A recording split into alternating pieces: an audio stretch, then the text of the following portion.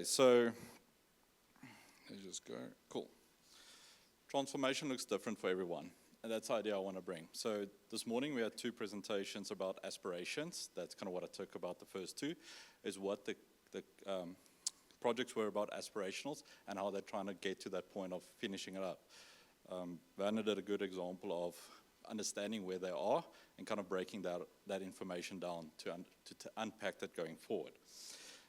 So this concept of transformation looks different for everyone, is understanding where you are currently and what your aspirations are and where you want to go to. So I'm going to do a little bit of an interactive session. So you'll see later on there's a QR code. It'll pop up on the screen as well. My colleague has one up front, so you can also scan it so far. So who am I? My name is Machiel. I've started Digital Reframe, and it's really helping companies unpack their technology stacks, their processes, and their workflows, and get alignment with what their businesses are and how they want to operate in the world. So the first thing I want to kind of contradict is BIM is not a maturity ladder.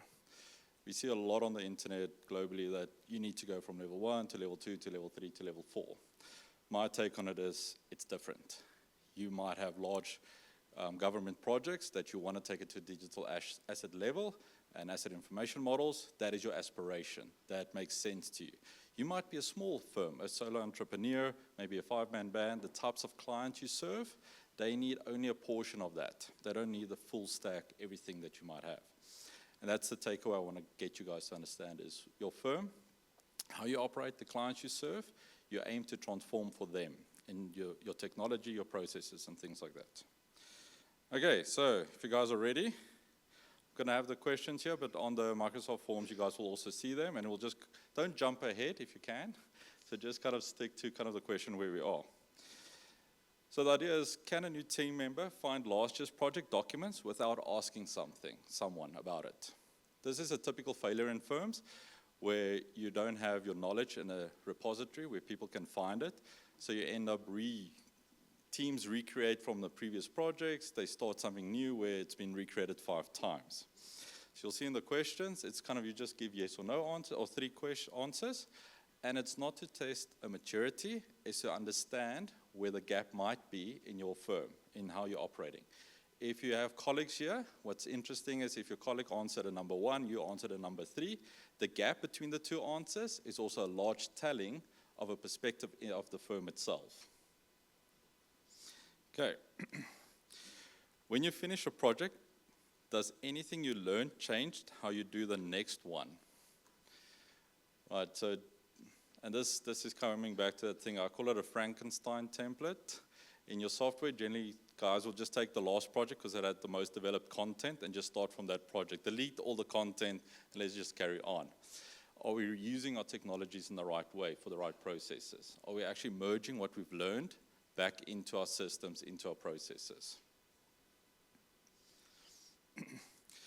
Do you have a naming convention that the whole team actually follows? So we've been talking a lot about naming conventions with the ISO standards, but naming conventions isn't a new idea.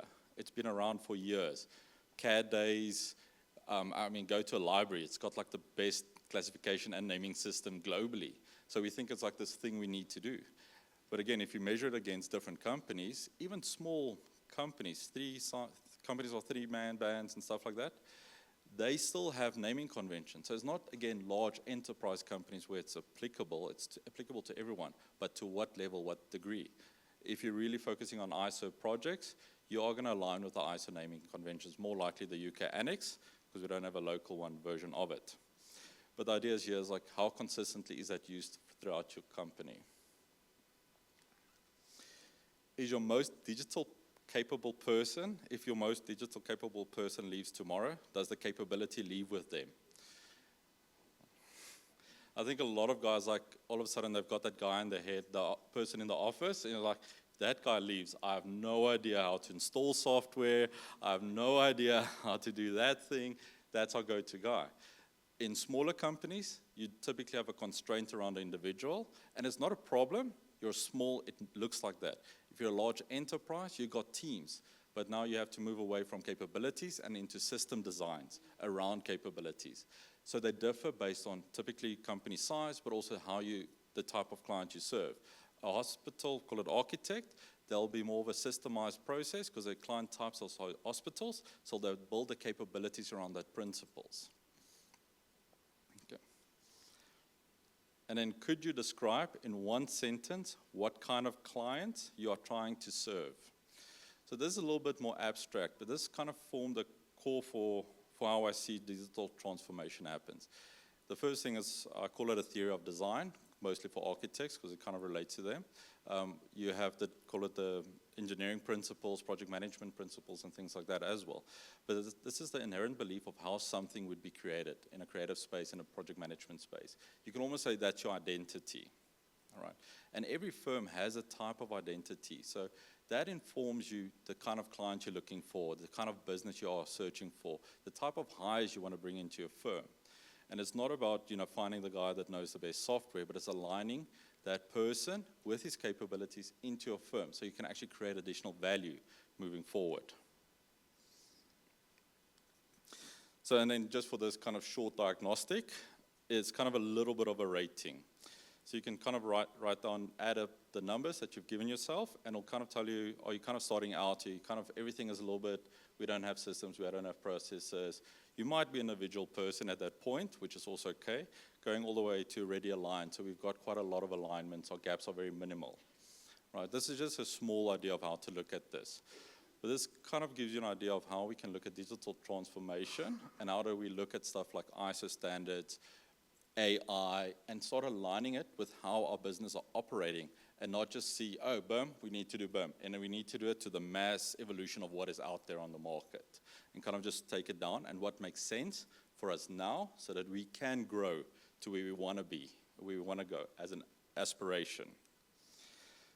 So, and then kind of where you hesitated is where you need to start. That thing we kind of like nagged at you after you went through those little 5 questions. It's kind of that is your starting point and how you want to kind of focus on in that environment. Or if you have 2 people here, the one with the biggest gap might ask the biggest questions in your company, in your firm. So if you want to kind of unpack a little bit more about your answers, you're more than welcome to find me at my little awkward booth in the back, the white board, or follow all the Machiels there.